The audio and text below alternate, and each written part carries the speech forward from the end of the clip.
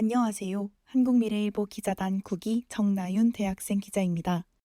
사법개혁, 말도 많고 탈도 많은데 정리된 내용은 찾기 힘드셨죠? 한국미래일보에서 핵심 쟁점만 짚어 정리해드립니다. 12일 법원장 회의는 사실상 마라톤 회의였습니다.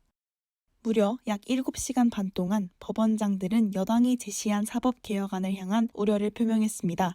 사법개혁안이 무엇이길래 야당과 사법부가 함께 반발하고 있는 것인지 알아보겠습니다. 민주당은 사법개혁특별추진위원회, 일명 사개특위를 구성하여 해결할 사법개혁 과제로 5가지를 제시했습니다. 추석 전까지 이를 완수하겠다는 의지를 내비쳤는데요. 첫 번째 목표는 대법관 증원입니다. 현재 14명에서 26명으로 대법관 수를 늘려 업무 과중을 방지하고 재판을 신속 처리하겠다는 목적입니다. 또한 대법관 중 특정 정치적 성향을 지닌 비율이 높아지는 것을 막겠다는 이유도 있습니다. 그러나 사법부는 1심과 2심에서 충분한 법리적 검토 없이 대법원으로 사건을 상고하는 일이 잦을 수 있다며 대한민국 역사상 전례 없는 15명 이상의 대법관을 두는 안건에 반대하고 있습니다. 한편 6월 30명까지 대법관을 늘리는 법원조직법 개정안이 국회 법사위 소위를 통과한 바 있습니다. 두 번째 목표는 대법관 추천 방식 변경입니다. 현재는 대법관 후보를 추천할 때 대법관 후보 추천위원회에 속한 10명이 논의한 후 대법원장이 최종 제청, 대통령이 국회 동의를 얻어 임명합니다. 개혁안이 수용되면 추천위원회에서 법원 행정처장이 빠지고 헌법재판소 사무처장이 추가됩니다. 법관대표회의와 지방변호사회에서도 1명씩 더해져 추천위원회는 총 12명이 됩니다. 민주당은 대법원장의 독점적 권한을 분산시켜 자유로운 대법관 임명이 가능하다는 태도를 취했으나 법원장들은 재판 독립 침해가 심히 우려된다고 말했습니다. 세 번째 목표는 법관 평가제도 개선입니다. 회사에서 흔히 하는 인사고과와 비슷한 개념이라고 생각하시면 쉬우실 텐데요. 만약 수원지방법원 판사라면 이 판사가 속한 법원의 장, 즉 수원지방법원장이 그를 평가하게 됩니다. 이러한 방식을 국회와 법률가 단체가 추천한 외부위원 5명과 해당 법원 구성원 5명이 함께하는 방식으로 변경하자는 내용입니다.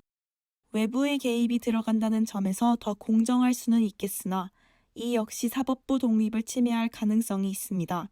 네 번째 목표는 하급심 판결문 공개 범위 확대입니다. 형사사건에서 대법원 선고는 형이 확정될 경우 모든 판결문을 공개하는 반면 하급심, 즉 고등법원이나 지방법원 판결문은 일반인이 접근할 수 없습니다. 이 안건은 형이 확정되지 않은 하급심의 판결문도 공개하자는 것인데 사법부도 긍정적인 의견을 표했습니다. 판례를 연구하는 대학 연구자들도 화색을 띄었습니다.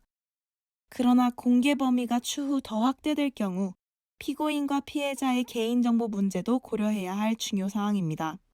마지막 5번째 목표는 압수수색 영장 사전신문제 도입입니다. 검찰이 압수수색을 위해 영장 발부를 요청하면 법원이 발부해주고 바로 수색하는 과정을 따라왔는데요. 이 사전신문제를 실시하면 법원이 신문기일을 지정해 압수수색 대상자나 관련인의 진술을 들을 수 있습니다. 민주당은 검찰의 무분별한 압수수색이 줄어들 것으로 기대하고 있습니다.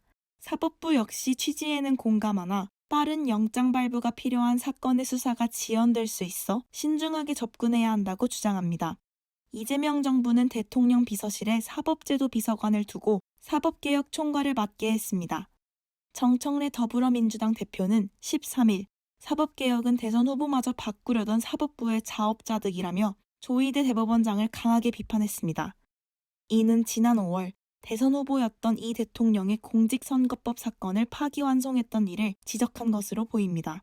한편 장동혁 국민의힘 대표는 사법개혁 추진에 더해 내란 특별재판부 설치에 반발하며 자신의 사회관계망 서비스에 인민재판부를 설치하려는 시도는 이 대통령 재판재개로 돌아올 것이라는 발언을 남겼습니다. 지금까지 한국미래일보 정나윤 대학생 기자였습니다.